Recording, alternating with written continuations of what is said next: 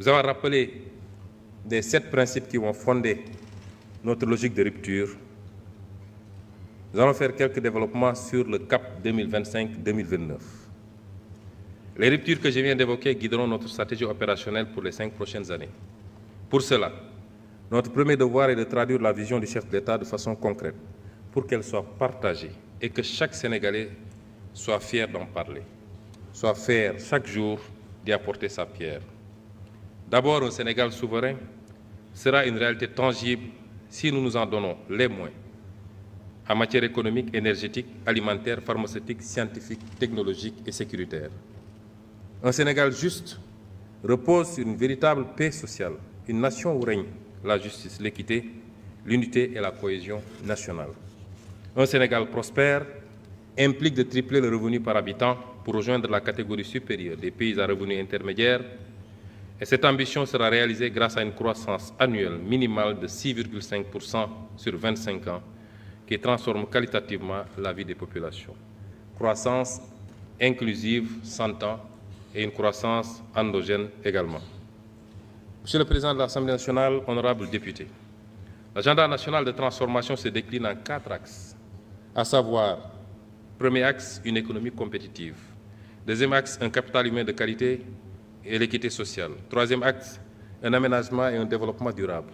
Et enfin, quatrième axe, une bonne gouvernance et un engagement africain.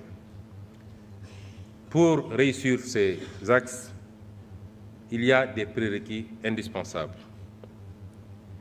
Les conditions de succès de cette vision reposent sur des prérequis relatifs à la présence d'un État stratège, sachant anticiper les mutations, sachant planifier les actions, sachant réguler efficacement et dans la transparence les politiques publiques. Ces prérequis ne sont toutefois pas des conditions suffisantes dans le cas des pays en développement comme le Sénégal, fortement dépendants des flux de financement et d'investissements étrangers. Il leur faut impérativement résoudre cette problématique de dépendance en relevant sensiblement leur capacité de mobilisation de ressources internes au travers de la politique fiscale, l'approfondissement du marché du crédit bancaire et du marché financier, mais surtout la promotion de mécanismes alternatifs de financement. Concernant la politique de relèvement sensible des recettes de l'État, la fiscalité, il ne faut pas que les Sénégalais en aient peur, parce qu'elle est la base et le soutien de toute action politique et de toute capacité à relever l'offre de biens et services publics. La fiscalité est certainement le maillon le plus important de la politique budgétaire. Cependant, le Sénégal peine à mobiliser de manière optimale les recettes fiscales, principal instrument de financement souverain. Aujourd'hui, nous sommes à un taux de pression fiscale d'un peu moins de 18%, en deçà donc du ratio de 20% fixé par le critère de convergence de l'UEMOA. Notre ambition est d'atteindre et de maintenir un taux de pression fiscale supérieur ou au moins égal à 20%, ce qui correspondrait à des recettes additionnelles de plusieurs centaines de milliards annuels. Ce résultat est largement à notre portée si notre système fiscal et notre administration fiscale et nos administrations fiscales et douanières qui l'exécutent sont purgées des tares qui plombent leur action. Il s'agit notamment de juguler le phénomène incontrôlé des niches fiscales avec son corollaire mal ou sous-évalué de perte de recettes. Monsieur le Président de l'Assemblée nationale, honorables députés, dans le cadre de l'ambitieuse réforme fiscale que je propose, mon gouvernement s'engage ici et maintenant à formuler et à mettre en œuvre des mesures fortes de rationalisation des dépenses fiscales afin de réduire progressivement l'impact des exonérations sur la mobilisation des recettes, tout en restaurant les marges budgétaires pour le financement de notre politique économique et sociale. Notre politique fiscale conciliera le besoin de mobilisation des recettes fiscales à la politique de promotion des investissements dans le pays. Pour relever ce défi, le Sénégal procédera à l'évaluation d'impact économique et social des avantages fiscaux au-delà des évaluations budgétaires habituelles. Aujourd'hui, l'analyse des données sur les dépenses fiscales donne l'impression d'une générosité sans contrôle de l'État, pour des résultats dont l'efficacité n'est pas démontrée. Ces dépenses évaluées sur la période 2019-2022 s'élèvent à 2232 milliards de francs CFA. Cet exercice devrait être un instrument de pilotage permettant d'apprécier l'efficacité et l'efficience des dépenses fiscales.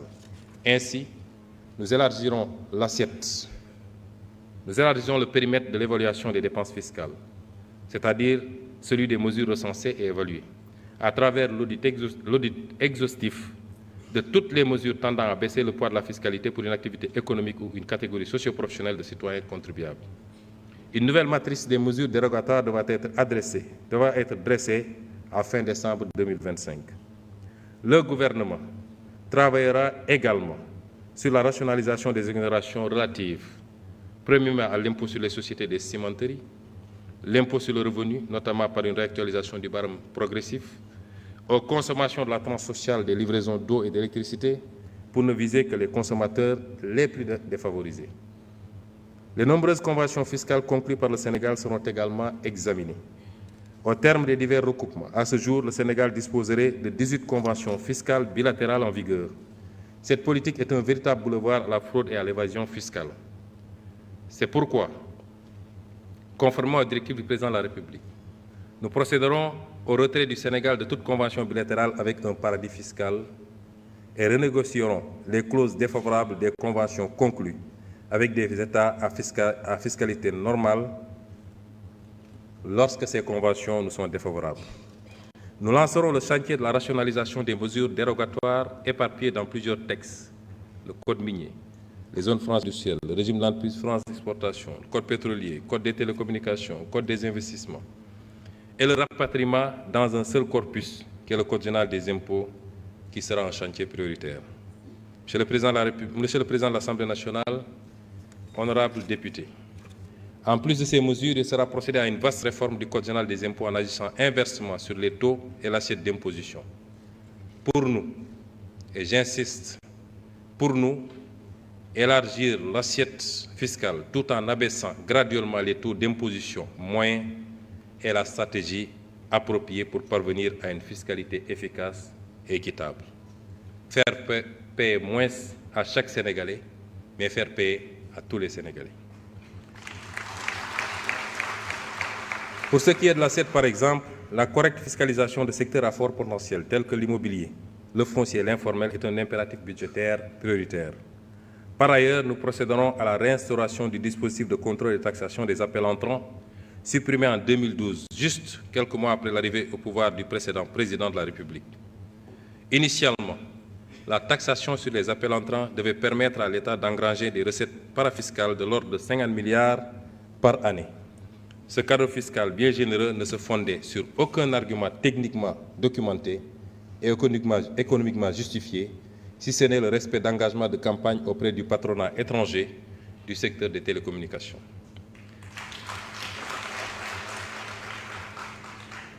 Ce renoncement a fait perdre au Trésor public des centaines de milliards, minimum 600 milliards de 2012 à 2024. Mon gouvernement s'engage dès ce premier trimestre 2025 à remettre sur la table cette question. Une étude documentée impliquant toutes les parties prenantes, ministère en charge des télécommunications, ministère en charge des finances, ARTP, Direction générale des impôts et des domaines, opérateurs de téléphonie, associations de consuméristes, sera réalisée. Sur cette base, une nouvelle réglementation instituant un système de contrôle et de taxation des communications téléphoniques internationales entrant en République du Sénégal sera adoptée. Un accent sera consacré à la formation des administrations pour leur permettre de pouvoir faire face aux opérations complexes d'évasion, notamment les opérations transfrontalières, telles que les prix de transfert, les montages abusifs et autres, qui appauvrissent le pays de ressources précieuses pour le financement de son développement. Enfin, nous lutterons farouchement contre les pratiques permissives, corruptrices et dommageables à l'intérêt national, telles que celles consistant en des manipulations du Code général des impôts, pour y introduire des dispositions comme les remises gracieuses aux entreprises ou la procédure de l'arbitrage fiscal permettant au ministre chargé des Finances de renoncer à des recettes fiscales votées par l'Assemblée nationale au nom du peuple sénégalais. S'agissant de la douane, le système de dédouanement du Sénégal étant ad valorem, c'est-à-dire basé sur la valeur transactionnelle des marchandises, il entre souvent en contradiction avec la volonté de l'État d'élaborer des politiques de soutien au pouvoir d'achat des populations qui nécessitent l'adoption de méthodes ad hoc. Discutées avec les acteurs institutionnels et les opérateurs économiques pour arrêter un niveau de dédouanement qui satisfait cet impératif, d'où la nécessité d'une révision du Code des douanes pour intégrer la possibilité légale d'adopter pour une liste limitative de produits considérés comme essentiels, et cette liste sera fixée annuellement par arrêté du ministre en charge du budget, un système de dédouanement spécifique à l'importation. Sur le plan de la transparence dans les lieux d'exercice du pouvoir de l'agent public, il sera procédé à l'ouverture des espaces de travail, surtout dans les bureaux de dédouanement. En effet, les efforts consentis en matière de dématérialisation des procédures, au lieu de créer un environnement nouveau marqué par un traitement sans papier et sans usager, ont laissé des pratiques corruptogènes perdurer en l'absence d'une modification indispensable de l'espace de travail. Pourtant, un pays voisin comme la Gambie a adopté le système des open space pour les agents chargés du traitement et de la vérification des déclarations dans les bureaux de dédouanement. Les chantiers ambitieux en matière de digitalisation des procédures douanières et des formalités du commerce extérieur vont être accompagnés d'une réforme des structures qui les portent, notamment les bureaux de dédouanement hérités de la colonisation et ne répondant plus aux exigences modernes du service à l'usager. Nous renforcerons le programme de modernisation de l'administration des douanes, le PROMAD, particulièrement dans ses aspects surveillance du territoire douanier et lutte contre la criminalité transnationale. L'environnement sécuritaire et la recrudescence des divers trafics justifient la montée en puissance d'une administration dont le champ d'action est la frontière.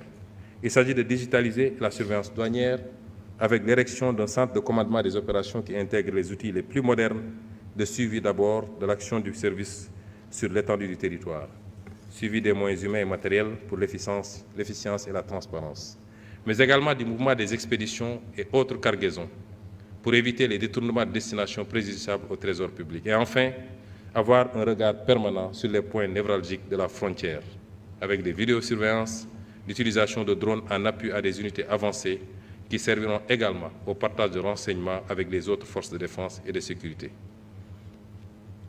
Mon gouvernement fera le nécessaire pour mobiliser et mettre en place le financement nécessaire à cet ambitieux projet déjà ficelé. La rationalisation du train de vie de l'État constitue un autre pilier important du travail gouvernemental. Les dépenses relatives au train de vie de l'État représentent en 2024 16% du PIB et 53% des dépenses totales de l'État, ce qui laisse peu de marge pour la prise en charge des investissements publics. S'agissant de la masse salariale, il sera réalisé un audit du secteur public ainsi que du régime indemnitaire. Il y est recherché plus de performance, mais également plus de transparence et plus d'équité dans les recrutements, les promotions et les traitements salariaux. Toute proposition de recrutement de nouveaux personnels devra être accompagnée d'une fiche d'évaluation du besoin, en identifiant clairement la valeur ajoutée créée, considérant les ressources disponibles. Nous mettrons en œuvre dès 2026 un budget à base zéro, ce qui nous donnera l'occasion de traquer toutes les niches de gaspillage qui figurent année après année dans les dépenses courantes, sous la rubrique intitulée « Services votés ». Les mesures nouvelles des budgets programmes seront également minutieusement étudiées. Dans la même veine, des audits organisationnels seront menés dans les différents services publics afin de rationaliser dans tous les domaines la structure et la structuration des administrations, agences et entreprises publiques et parapubliques. La mise en place d'un système de centralisation des achats de mobilier et des fournitures permettra de rationaliser la commande publique et de faire des économies substantielles, tout en privilégiant systématiquement le mobilier national dans le choix. Les mesures de rationalisation des dépenses courantes s'accompagneront d'une amélioration de l'efficacité dans le choix et dans l'exécution des investissements publics. Désormais, l'inscription d'un projet d'investissement dans le budget devra préalablement et systématiquement passer par les processus de maturation et être présenté devant un comité national de sélection des investissements publics afin de nous assurer notamment de son alignement à la vision Sénégal 2050 et de sa soutenabilité budgétaire. Dans cette même veine, le potentiel national d'économie d'énergie, évalué à 28% des consommations énergétiques du pays, dont 36% pour le sous-secteur de l'électricité, 18% pour celui des hydrocarbures et 40% pour les combustibles de cuisson, sera exploité à fond pour les marges qu'il permettra de dégager sur le coût des subventions d'État et sur la consommation énergétique de l'administration. Ces marges évaluées à 15%. En plus des effets positifs induits sur le portefeuille des ménages et les capacités de la Sénélec, c'est-à-dire 320 gigawatts à moyen terme et 2587 gigawatts à long terme et un écrêtement de la pointe du réseau électrique de 441 mégawatts. Ces réformes seront difficiles. Elles seront difficiles. Ces réformes seront difficiles. Mais elles constituent le socle de notre nouvelle gouvernance budgétaire et financière. Elles nous permettront de nous projeter dans une nouvelle trajectoire budgétaire qui alliera une consolidation progressive vers un déficit budgétaire de 3% dans un horizon d'au maximum 3 ans. Je rappelle que l'audit des finances publiques a révélé un déficit public de plus de 10% contre 4,7% initialement annoncé par le régime sortant. Donc d'aller vers un déficit budgétaire de 3% dans un horizon d'au maximum 3 ans et une prise en charge maîtrisée des investissements structurants et de soutien à la production, ainsi que des dépenses sociales et climato-sensibles. Conséquemment, l'encours actuel de la dette publique, qui a atteint des proportions difficilement soutenables, c'est-à-dire plus de 85% contre 74% initialement annoncé, devra être ramené sous la barre des 70% au plus tard en 2029. Monsieur le Président de l'Assemblée nationale, honorables députés, je demeure convaincu qu'il ne peut y avoir de développement sans investissement domestique en monnaie locale. Il ne peut pas y avoir de développement sans investissement domestique en monnaie locale. C'est fort de ce constat que mon gouvernement compte faire de la promotion des mécanismes innovants de financement le principal levier de mobilisation de ressources domestiques auprès des ménages, des entreprises non financières et des investisseurs institutionnels. En ce qui concerne les ménages, la stratégie de mobilisation des financements nécessaires à l'exécution des programmes et projets, la stratégie nationale de développement 2025-2029, intégrera l'intérêt à susciter auprès des Sénégalais pour leur participation financière à l'effort de transformation structurelle. À cet égard,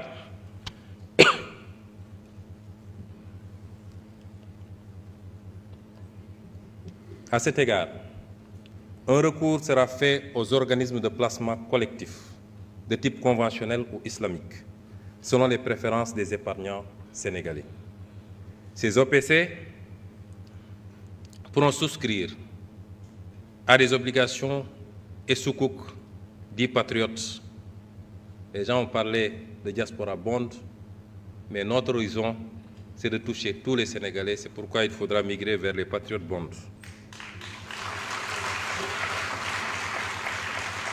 Ces OPC donc pourront souscrire d'abord à des obligations et sukuk dits patriotes émis par le Trésor public ou par des sociétés de projets pour les grands travaux figurant dans le référentiel. Ils pourront souscrire à des actions de sociétés publiques ou parapubliques, soit dans le cadre de la constitution de leur capital social, de leur augmentation ou de l'ouverture de leur capital social. Ils pourront également souscrire au rachat d'une partie des actions détenues par des entités étrangères dans les sociétés de droit sénégalais dans le cadre de la politique de souveraineté nationale. Nous allons accompagner tout ça par des propositions de loi, parmi lesquelles une proposition de loi sur la souveraineté économique qui sera certainement très bientôt sur la table de l'Assemblée nationale. Pour les personnes physiques disposant de capacités substantielles d'épargne et les entreprises sénégalaises désireuses de se positionner dans la participation au financement des grands travaux d'investissement, des opérations de souveraineté économique, telles que les rachats de parts d'entreprises étrangères, ou dans la souscription aux augmentations de capital et à la cession de parts de capital de l'État dans les entreprises publiques et parapubliques, il leur sera offert la possibilité de participer à des fonds d'investissement alternatifs. Concernant les investisseurs institutionnels publics nationaux, l'accent sera mis sur l'épargne longue qu'ils détiennent en la canalisant dans le financement des programmes de la stratégie nationale 2025-2029, financés sous la forme de Project Finance.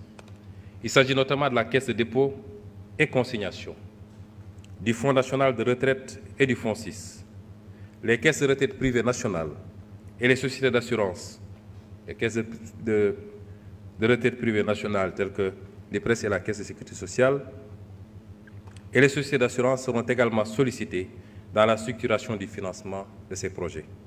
À cet égard, conformément aux dispositions de la loi 2017-32 modifiant la loi 2006-03 relative à la Caisse de dépôt et consignation, des mesures urgentes seront prises en vue du strict respect par les entités assujetties au titre du dépôt à la CDC des fonds qu'elles détiennent, en particulier les notaires et certains concessionnaires. S'agissant de l'approfondissement du marché du crédit bancaire, le relèvement à 20 milliards de CFA du capital minimum des banques au plus tard en janvier 2027 devra renforcer les capacités de prêt des banques, notamment au secteur privé. Pour ce qui est des banques à capitaux publics majoritaires, notamment la Banque agricole, la BNDE, la BHS et la BRM, mon gouvernement compte notablement augmenter leur capacité de financement au profit du secteur privé en renforçant leurs fonds propres à la mesure des ambitions du plan quinquennal pour les secteurs desservis en financement que sont le secteur primaire, les PME, les PMI et les TPE, ainsi que l'habitat social. Le secteur de la microfinance sera également davantage mis à contribution dans le financement de l'artisanat, la formalisation du secteur informel et de l'agriculture. Les mécanismes financiers publics de promotion et de garantie du financement des secteurs jugés prioritaires par le gouvernement seront mis en synergie avec une répartition claire des rôles et une meilleure articulation des interventions en fonction des cibles. Enfin, les mécanismes de financement vert seront déployés pour tout projet ayant une composante de durabilité. Monsieur le Président de l'Assemblée nationale, honorables députés, l'emphase mise sur l'impérieuse nécessité de créer les conditions endogènes, d'agir d'abord sur notre potentiel marginal de mobilisation de ressources domestiques est la meilleure garantie d'une résilience aux chocs pouvant affecter les financements extérieurs, auxquels mon gouvernement continuera de recourir de manière responsable. L'objectif visé ici est de diminuer l'exposition au risque de change et de dégager des marges de manœuvre budgétaires pour ramener et maintenir le profil de la dette extérieure à un risque très faible. Dans ce cadre, en notre qualité d'État membre du FMI et du groupe de la Banque mondiale, le recours à ces institutions obéira à leur qualité respective de prêteurs en dernier ressort, notamment en cas de choc sur la balance des paiements et de partenaires stratégiques. Pour les investissements publics à des taux concessionnels et privés en particulier pour les partenariats publics-privés. Nous poursuivrons également les excellentes relations avec le groupe de la Banque islamique de développement, sur qui nous comptons énormément pour développer nos opérations bilatérales, mais aussi en qualité d'institution catalyseur de notre résolution à attirer vers le Sénégal davantage d'investissements privés et publics des pays arabes et islamiques. Nous nous appuyons aussi sur la Banque africaine de développement, partenaire historique du Sénégal, mais aussi sur les institutions multilatérales sous-régionales, telles que la BOAD, la BIDC, la BADEA, la BEI, ainsi que tous les autres multilatéraux désireux d'intervenir dans notre pays. Mon gouvernement compte également maintenir les relations de partenariat au développement bilatéraux avec tous les pays qui s'inscrivent dans la ligne de nos choix de politiques économiques et sociales, sans d'autres conditionnalités que celles tenant aux exigences techniques et financières relatives au remboursement de leurs concours financiers. Par ailleurs, nous continuerons en cas de besoin de procéder à des émissions d'euro-obligations et de sukuk, principalement sous la forme de project finance et, dans une certaine mesure, pour la gestion du risque de refinancement des obligations ou sukuk échus ou à échoir. Bref, nous maintiendrons avec la communauté financière internationale et les marchés les meilleures relations possibles, d'une part dans le respect des intérêts du Sénégal et d'autre part avec l'exigence d'une introspection de leur part sur les inerties de leurs règles et attitudes qui n'ont pu prévenir la situation désastreuse des finances publiques héritées du régime précédent. Monsieur le Président de l'Assemblée nationale, honorables députés, après vous avoir entretenu des financements, qui me semble être l'aspect le plus important, j'ai toujours tendance à dire que quel que soit le programme qu'on me présente, la première question que je pose, c'est avec quoi il sera financé.